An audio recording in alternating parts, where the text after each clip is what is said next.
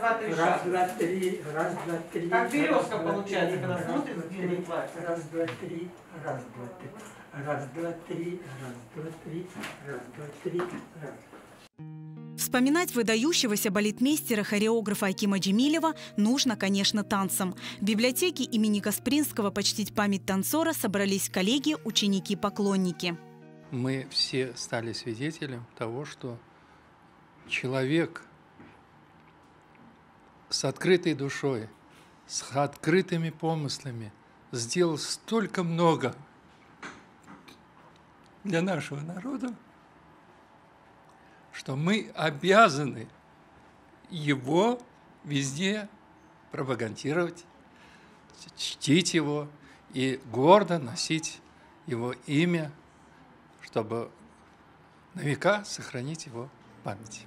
Его визитной карточкой была улыбка, а в движениях экспрессия и темперамент.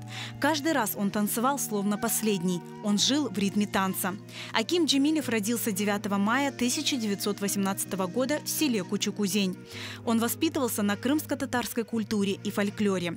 Сольное выступление Хайри Эмирзаде, увиденное Джемилевым, стало решающим в выборе будущей профессии. Уже в 1936 году 18-летний Аким Джемилев стал солистом государственного ансамбля танца Крыма, театра, оперы и балета. Его коронными номерами были крымско-татарские танцы Агарава, Чобан Оюны. Любимец зрителей на сцене, он и на фронте в годы войны был известен боевыми заслугами. Я была поражена тем, что этот человек настолько многопланов. Чем бы он ни занимался, он всегда все делал, знаете, вот на полную мощность.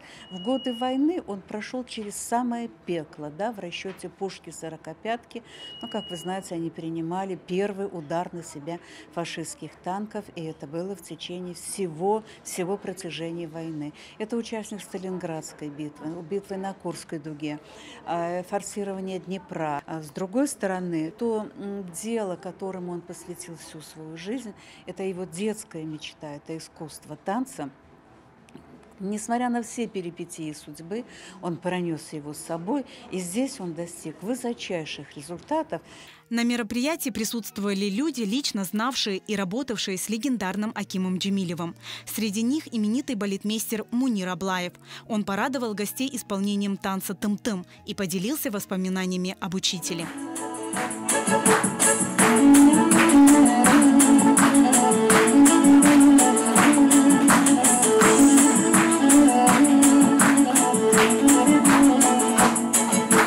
Он всегда нам говорил, чтобы мы в себе воплощали какую-то